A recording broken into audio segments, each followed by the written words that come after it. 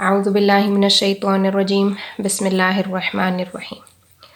اچھا، اس سے پہلے جو ہم نے جنگ دیکھی تھی اس میں کیا تھا یاد ہے؟ تھوڑا ہاں تھا کہ مسلمانوں نے کسی کو کہا کہ وہ بھی جنگ کریں گے، اگر وہ سارے بھی مر گئے تو بھی وہ جنگ کریں گے. ہاں اور رومی تھے نا جن کو کہا، مطلب رومیوں کے ساتھ انہوں نے جنگ کی تھی اور وہ کم تعداد میں تھے مسلمان، اور رومی بہت زیادہ تعداد میں تھے، لیکن پھر بھی مسلمان جیت گئے تھے، مسلمانوں نے شکست دے لی تھی. اچھا، اب جب رومیوں کی جنگ ہوئی نا تب بہت سارے ایسے قبائل تھے جنہوں نے کہ عرب قبائل تھے جنہوں نے ان کی مدد کی. کن کی؟ رومیوں کی، جن کے ساتھ مسلمانوں کی جنگ تھی. تو رومی اصل میں ہی بہت زیادہ تعداد میں تھے، اور بہت سارے اور لوگوں نے جو ہے وہ عرب قبائل تھے جنہوں نے مل کے رومیوں کے ساتھ مسلمانوں کے ساتھ جھگڑا نہیں کیا، جنگ کی. تو اب وہ جو عرب قبائل جنہوں نے مدد کی تھی آپ صلی اللہ علیہ وسلم نے، ظاہر ہے ان کے ساتھ بھی ایک جنگ کرنی تھی، کیونکہ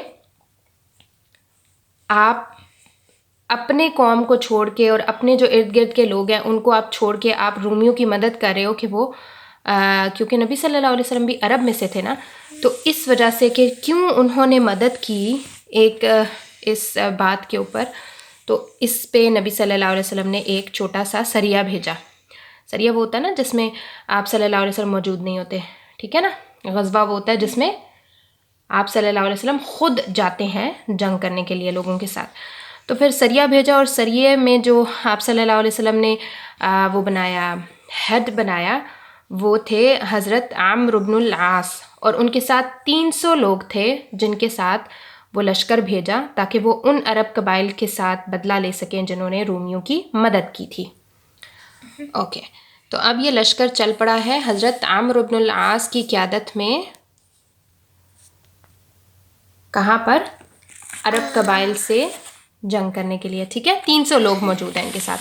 اب ظاہر ہے انہوں نے پیدل سفر کرنے تھے کیونکہ گاڑیاں تو تھی نہیں، تو انہوں نے پیدل سفر کرنے تھے. پر ان کے پاس وہ نہیں ہوتے تھے کیملز. ہاں ہوتے تھے، گھوڑے بھی ہوتے تھے، کیملز بھی ہوتے تے، لیکن ہر ایک بندے کے پاس پرسنلی تو نہیں ہوتا تھا نا، تو کیونکہ سارے چکر کے بیٹھ جاتے گھوڑے پہ، ٹک ٹک ٹک ٹک. نہیں بیٹا، گھوڑے پہ تو ایک ہی بندہ بیٹھتا ہے نا. کیوں؟ ہاں، گھوڑے کی آپ نے سواری کبھی کی نہیں نا، اس پہ زیادہ لوگ نہیں نا بیٹھ سکتے. میری فرینڈ نے کیا ویسے، اس سے ہم نے کبھی نہیں پوچھا. اونٹ کے اوپر ایک وہ پالک سی رکھی جاتی ہے نا، اس میں ہو سکتا ہے ایک سے زیادہ لوگ بیٹھ جاتے ہیں، مجھے آئیڈیا نہیں ہے. لیکن اونٹ کو چلا رہا ہوگا، 500 لوگ پیچھے بیٹھے ہوں گے. لیکن ہر ایک بندہ جو ہے نا سفر میں بیٹھ نہیں سکتا نا، اس کو چل کے بھی کچھ لوگوں کو سفر کرنا ہوتا ہے، پھر سواپنگ ہوتی ہے. ظاہر ہے کچھ لوگ جو کوئی بیٹھتے ہیں، کوئی چلتے ہیں، ایک آدھا پونا گھنٹہ بعد وہ بیٹھتے ہیں، پونا گھنٹہ بعد.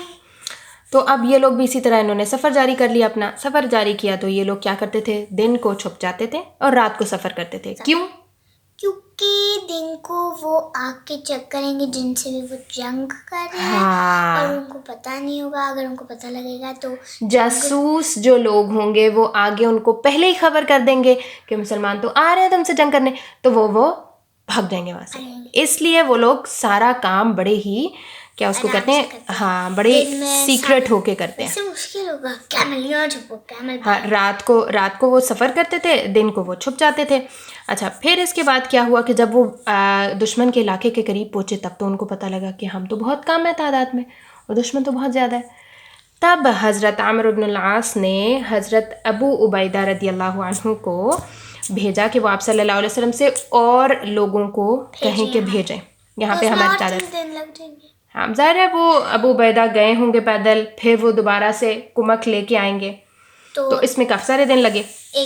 بہرحال انہوں نے پھر ویٹ کیا حضرت عمرو بن العاص نے، کیونکہ جب لوگوں نے آنا تھا تبھی انہوں نے جنگ کرنی تھی نا شروع.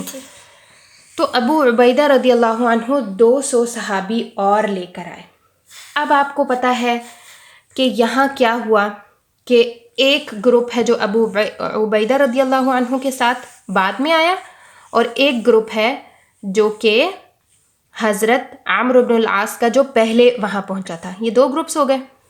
اب اس میں جو بعد والا گروپ تھا اس میں ابو عبیدہ رضی اللہ عنہ نے کہا کہ میں جو ہے وہ امیر بنوں گا، یعنی میں لیڈر بنوں گا اور پھر ہم جنگ کریں گے. لیکن عمرو بن العاص نے کہا نہیں، ایسا نہیں ہو سکتا، میں لیڈر بنوں گا. اب یہاں پہ تھوڑا سا اختلاف ہوا، کسی نے لڑائی نہیں کی. ابو عبیدہ بعد میں آئے تھے، وہ کہتے ہیں مجھے امامت ملنی چاہیے، مجھے امیر ہونا چاہیے، مطلب امامت نہیں، امیر ہونا چاہیے اس لشکر کا.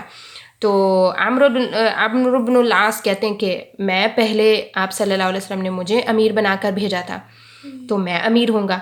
لیکن اس موقع پہ ابو عبیدہ رضی اللہ عنہ نے اپنا جھگڑا چھوڑ دیا اور انہوں نے کہا ٹھیک ہے بھائی آپ لیڈر ہو جائیں، کیونکہ اس سے کوئی فرق نہیں پڑتا کہ آپ میں سے کون لیڈر ہو جب آپ سب کا مقصد ایک ہے. دیکھیں ان سارے صحابہ کا کیا مقصد تھا کہ جاؤ اور جا کے جنگ کرو. عرب قبائل جو ہیں ان کے ساتھ جنگ کرنی ہے، کیونکہ انہوں نے مسلمانوں کو نقصان پہنچانے میں دوسرے لوگوں کی مدد کی تھی. تو جب آپ سب کا مقصد ایک ہے تو امیر چاہے حضرت عمرو بن العاص بنے یا ابو عبیدہ بنے، اس میں کیا حرج، اس میں کوئی حرج نہیں. اور آپ کو ایک اور مزے کی بات بتاؤں، ابو عبیدہ جو لوگ لے کر آئے ہیں 200 صحابہ جو لے کر آئے، اس میں بہت جو کیا اس کو کہتے ہیں جلیل صحابی حضرت ابوبکر صدیق رضی اللہ عنہ تھے، حضرت عمر رضی اللہ عنہ تھے، لیکن انہوں نے بھی امیر ہونے کے لیے جھگڑا نہیں کیا. Why؟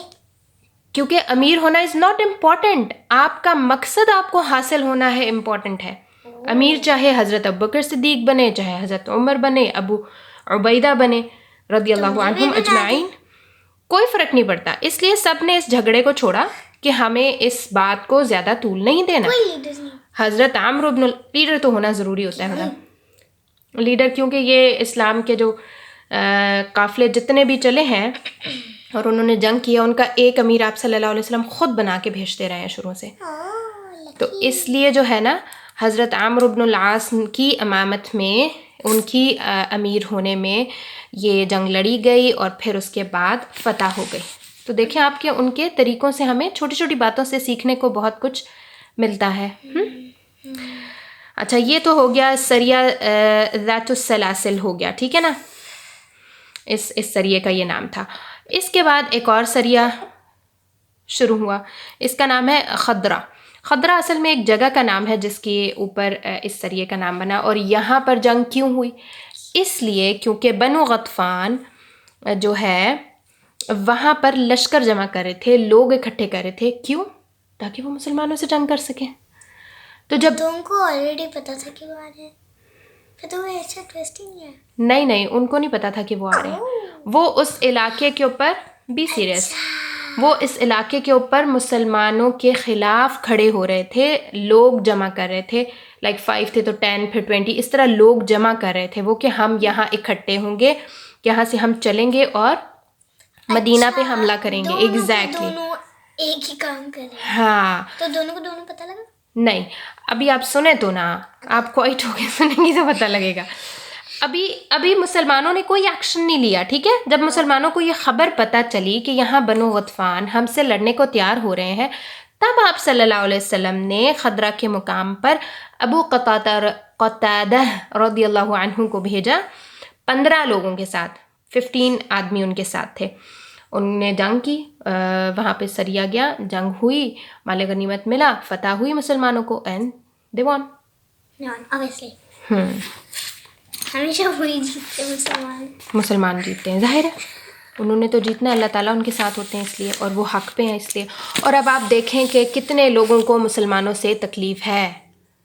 ایک مدینہ، اس کے اندر مٹھی بھر مسلمان، اور کبھی رومیوں کو مسئلہ ہوتا ہے تو کبھی عرب قبائل کو مسئلہ ہوتا ہے تو کبھی یہودیوں کے لوگوں کو مسئلہ ہوتا ہے تو کبھی مکہ کے لوگوں کو مسئلہ ہوتا ہے، تو پتہ نہیں کون کون سے دوسرے تیسرے اور جو آگے پیچھے قبائل رہ رہے ہیں، چھوٹے چھوٹے، آپ سمجھ لیں ایسے سوچ لیں جیسے سٹیز ہیں نا، چھوٹے چھوٹے سٹیز ہیں.